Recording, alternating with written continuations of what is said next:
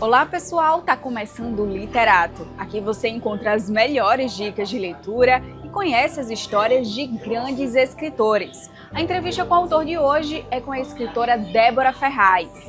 Eu fui essa criança desconfiada que quer descobrir as coisas sozinha, naturalmente o universo dos livros ia acabar me pegando. E o quadro Eu Sou é com o escritor e professor universitário Carlos Azevedo.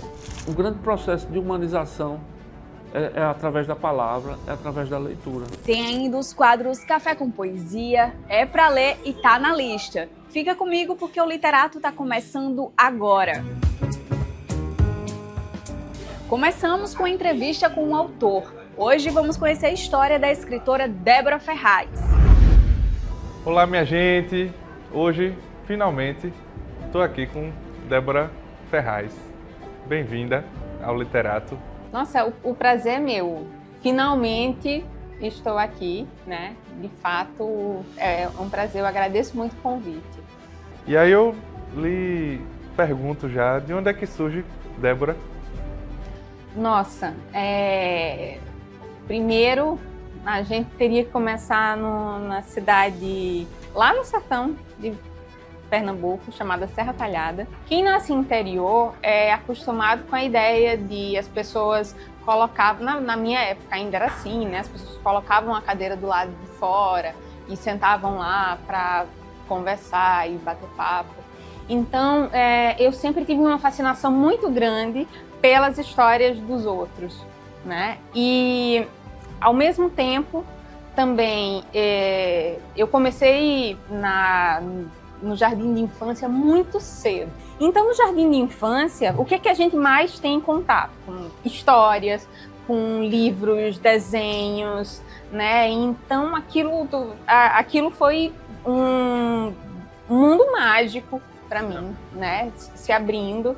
E como também, né, eu fui essa criança desconfiada que quer descobrir as coisas sozinha, naturalmente o universo dos livros ia acabar me pegando. Desde que eu comecei a ter esse fascínio pelo objeto livro, eu botei na cabeça, sei lá, uns 13 anos de idade, depois de ter lido Lígia Fagundes Telles, eu botei na cabeça que não tem absolutamente nada que eu queira fazer da vida que não seja essas coisinhas, esses negócios. Era isso que eu ia lhe perguntar, por que a literatura? Aconteceu que um dia eu aluguei um filme, foi a primeira vez que eu vi uma história infantil, um desenho de princesa e tudo mais, que tinha um final triste.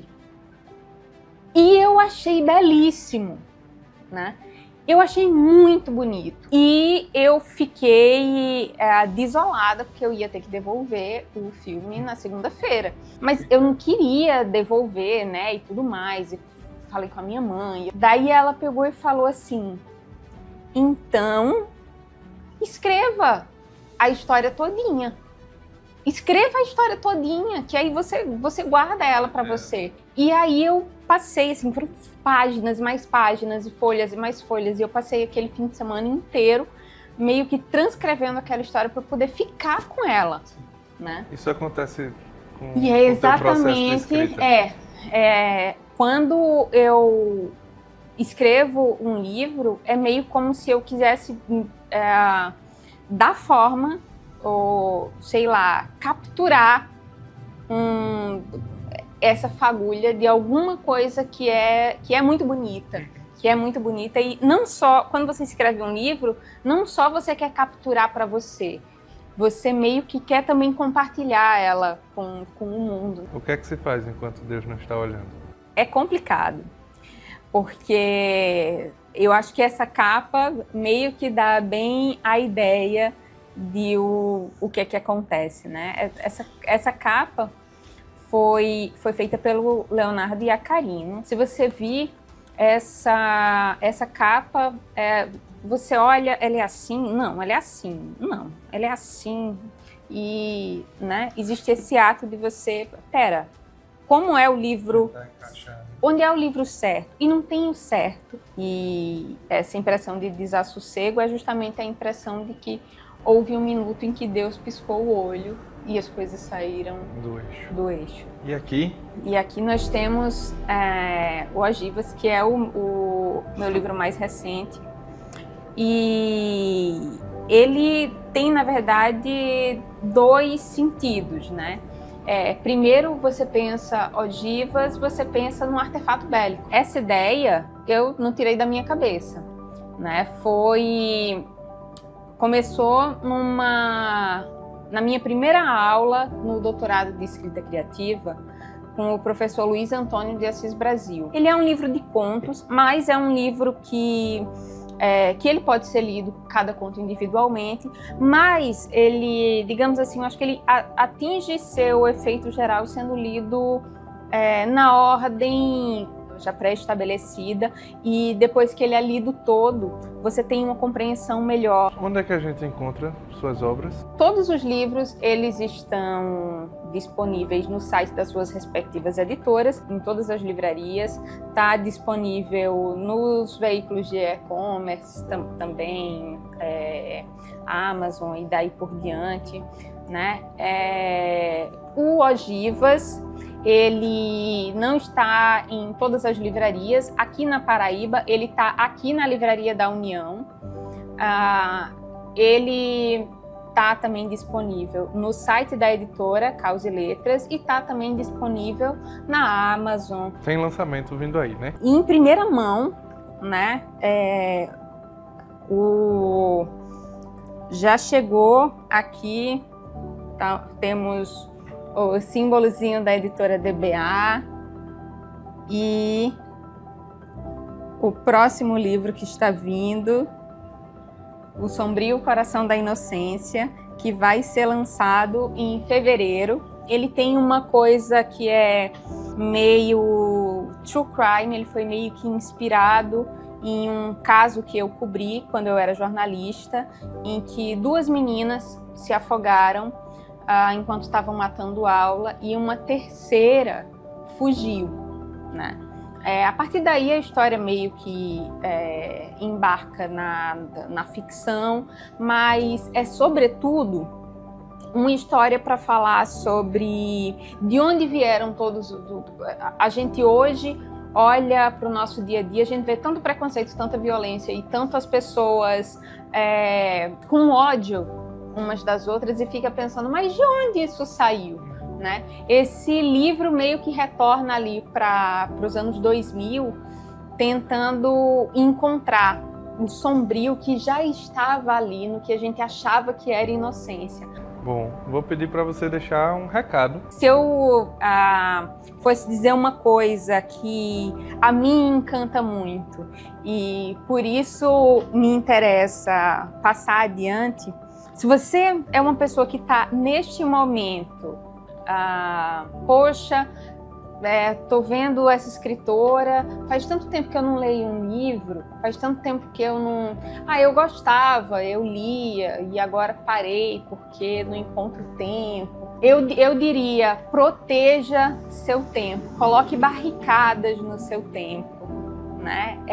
Redescubra esse prazer, se foi um prazer que você ainda não descobriu. Já que é para dar um recado, eu diria, ponham cercas na mente de vocês.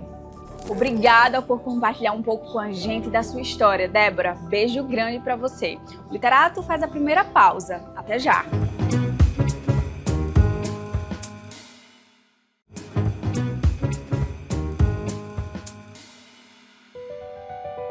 Voltamos agora direto com o quadro É Pra Ler.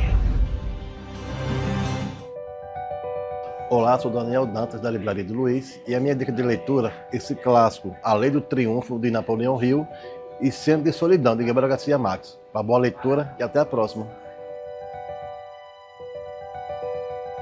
Ótimas dicas! Agora chegou a hora da gente acompanhar o quadro Eu Sou. O convidado da vez é o escritor e professor universitário Carlos Azevedo. Eu nasci aqui em João Pessoa e sou formado em jornalismo, mas também tenho um pé na literatura.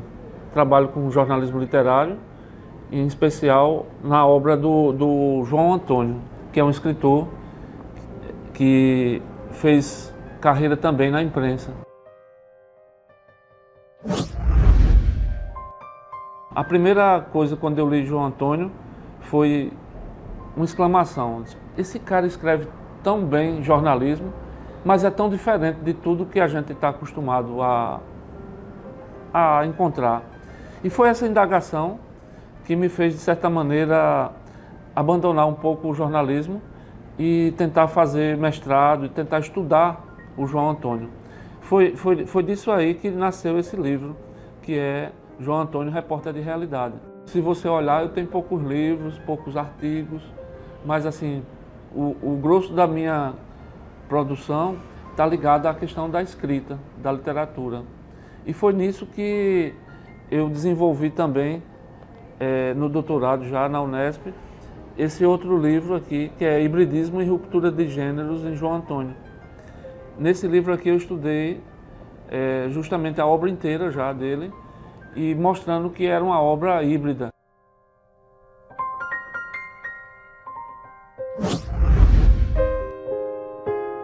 Eu era professor da Universidade Estadual da Paraíba, do curso de jornalismo, e eu tinha terminado o doutorado, e meu filho era pequeno, e eu cuidava dele à tarde, né, enquanto minha esposa estava trabalhando também. E eu inventei uma rotina para a gente ir ao centro. A gente ia ao centro, todo dia passear no centro, andar pelo centro. E quando comecei a observar o centro de Campina Grande, e o centro de Campina Grande tinha muitos personagens interessantes, e eu fui começando a escrever para o Diário da Borborema, a crônica. Então, essas crônicas eu tive a sorte de reunir nesse livrinho chamado A Voz da Infância e Outras Vozes. É um livro que eu acho que desses livros todos, o que eu gosto mais é esse livro. É justamente esse momento da crônica enquanto liberdade de escrita.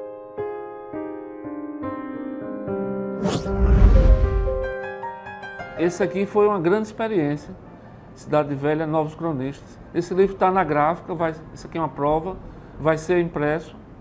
E foi uma experiência muito prazerosa. Levei todos os alunos da oficina de jornalismo impresso para uma vivência no centro da cidade. E a partir dessa vivência, cada aluno ficou responsável de fazer uma crônica. E eu deixei livre e inicialmente era apenas um exercício. Mas quando eu comecei a ler os textos e vi que tinha textos muito bons, eu visualizei o livro. E foi assim que nasceu o livro Cidade Velha, Novos Cronistas.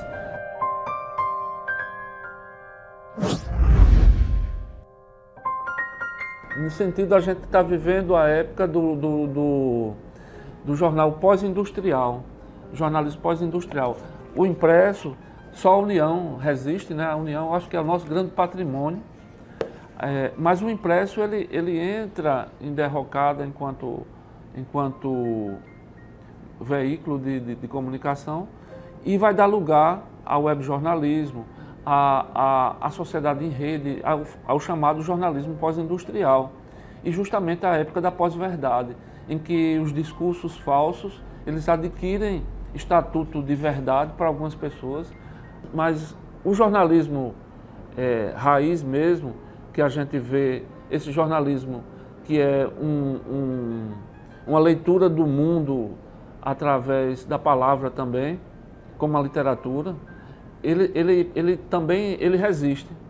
Ele resiste em experiências que são alternativas, em jornais como a União também a gente vê a presença também de cronistas, de grandes cronistas, de escritores. A gente tem o Correio das Artes também, que está aqui na minha mão, Correio das Artes, que é uma instituição também nossa. E justamente isso, essa relação jornalismo-literatura, mais que nunca, ela está de pé.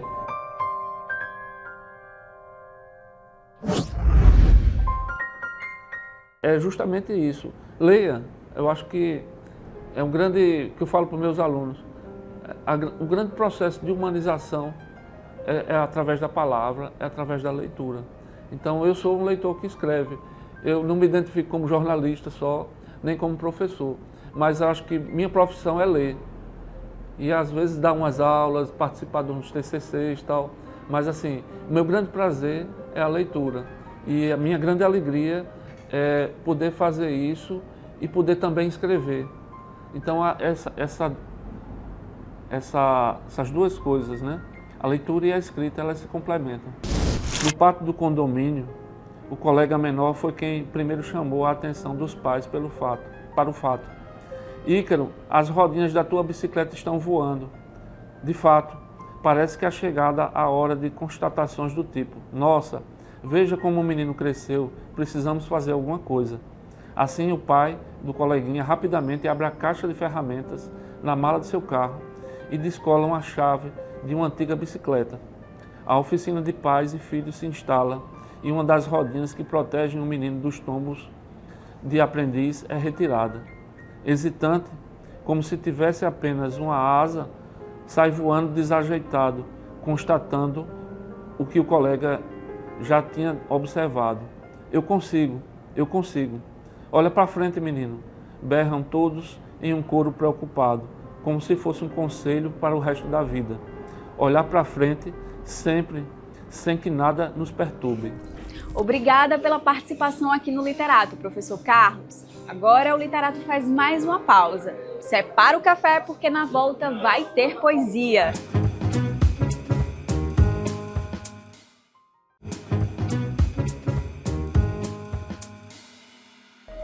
Voltamos! Separou o café? Chegou a hora do nosso quadro Café com Poesia.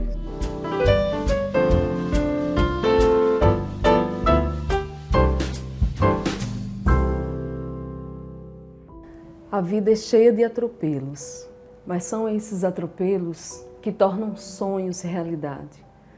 Às vezes achamos que o caminho é aquele, reto, correto, claro, mas as curvas na estrada vão surgindo, muitas vezes incertas, às vezes escuras, sem que a gente perceba. E ao percebê-los, não podemos parar. Não podemos voltar e procurar um novo caminho. Temos que seguir em frente. E quando a esperança quase desaparece, eis que surge um tempo iluminado. Porque somos sonhos, somos amor, somos raiva, sentimentos. Às vezes, plantamos as nossas sementes com adubos venenosos. Outras vezes, queremos que brote um néctar aroma.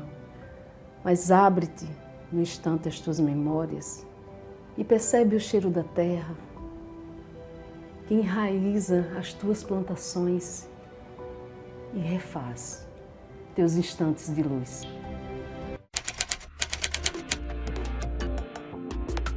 Eulina é uma entusiasta pela arte, né? Meu encantamento assim, pela arte veio desde os 7 anos de idade. Na época tem um circo, foi lá para a rua, onde eu morava, com meus pais, e eu fiquei encantada por aquele circo e queria ver o palhaço, queria ver os bailarinos, dançarinos, enfim, né? Toda aquela magia que o circo traz para a criança.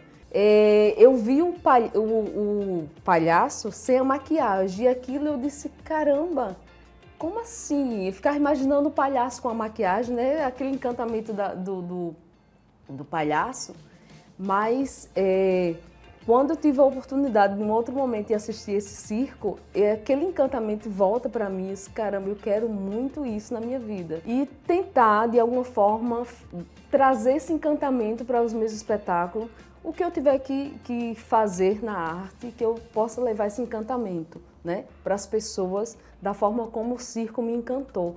A arte me salva de alguma forma. Sou professora, sou percussionista no grupo das Calungas, né? As batuqueiras das Calungas saem no carnaval, que o grupo As Calungas tem um bloco e aí eu sou uma das batuqueiras desse bloco. Também estou fazendo poesia na escola, estou tentando sempre fazer arte com meus alunos e a arte me salva sempre. No período da pandemia fiz vários vídeos de Clarice, um projeto chamado Pensando Clarice. Naquele momento, né, pandêmico, a gente começava a refletir muito sobre nós mesmos, né? se ia estar vivo no outro dia. É uma ludicidade eterna na minha vida, essa questão da arte, essa questão desse encantamento pela arte, e eu espero sempre estar trazendo um pouco disso na minha vida mesmo, tanto pessoal como também artística, né? Esse encantamento. Amo café com poesia, sempre lindo, né? Agora o Literato faz a última pausa. Até já!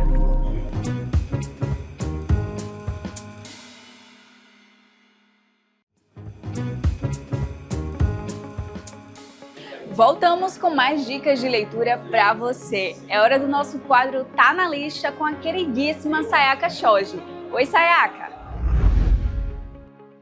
Oi, Lili! Oi, pessoal! Cheguei com o Tá na Lista aqui no nosso Literato e você já sabe, né? Com as melhores sugestões de leitura da galera de casa para vocês.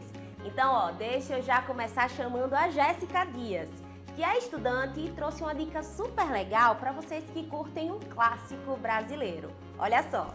Eu sou Jéssica Dias, estudante de jornalismo, e minha indicação de leitura é O Cortiço, de Aloísio Azevedo. Um clássico da literatura, né? Já pensou num lugar onde todo mundo mora grudado, sabe tudo da vida dos vizinhos e as fofocas correm mais rápido que a luz? Esse é O Cortiço de João Romão, um homem que não tinha nada e acabou virando dono de tudo. Ler O Cortiço é perceber as diferenças sociais, as relações de poder, os preconceitos e as ambições humanas. Ler O Cortiço é como entrar em um mosaico de vidas, às vezes divertidas, outras vezes dolorosas, mas sempre verdadeiras. É impossível a gente não se envolver naquela trama e nos conflitos dos personagens ao longo da obra, mas ao mesmo tempo é enxergar um pouco da sociedade, tão vívida e por vezes cruel. E aí, será que O Cortiço continua sendo um clássico ou não é uma obra atual da sociedade? Adorei a dica e agora chegou a minha vez, né? Hoje eu vou indicar um romance assim hilário e poderoso sobre o experimento de hibernação de uma jovem, sua amiga desastrada e uma das piores psiquiatras da história da literatura. Meu ano de descanso e relaxamento da escritora americana Otessa Moshfegh é um daqueles livros de tirar o fôlego, mas de um jeito bom. Estamos aqui no ano 2000, em Nova York, uma cidade cheia de possibilidades. E, sinceramente, a nossa protagonista não tem motivos para queixas. Ela é jovem, bonita, trabalha numa galeria descolada e mora num belo apartamento, além de ter recebido uma herança poupuda. Pois é, meu povo. Agora só tem um detalhezinho, viu?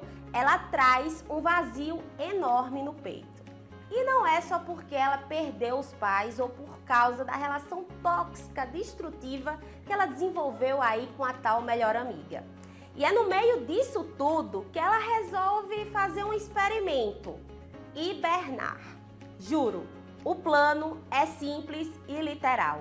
Com a ajuda de remédios, ela pretende aí dormir por 365 dias, literalmente. E sabe o pior? É que ela realmente tenta convencer o tempo todo o leitor e até parece ter razão em seu desprezo pelo mundo. E tudo fica ali um pouco meio ridículo sobre a ótica dela, sabe? E quando você vê, quase se convence de que a alienação em tempos confusos como os nossos pode ser sim razoável e até mesmo necessária.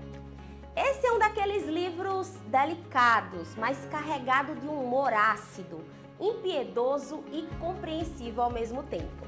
E, sinceramente, tem um dos melhores finais literários que eu já tive a oportunidade de encontrar. Então, eu prometo que você não vai se arrepender. É isso, Lili. Por hoje é só. Eu volto com você. Tchau! Sayaka sempre com as melhores dicas, né? Beijo pra você, Sayaka. Literato vai ficando por aqui. Para rever o programa de hoje, é só acessar o nosso canal no YouTube TV Cidade João Pessoa. Até mais!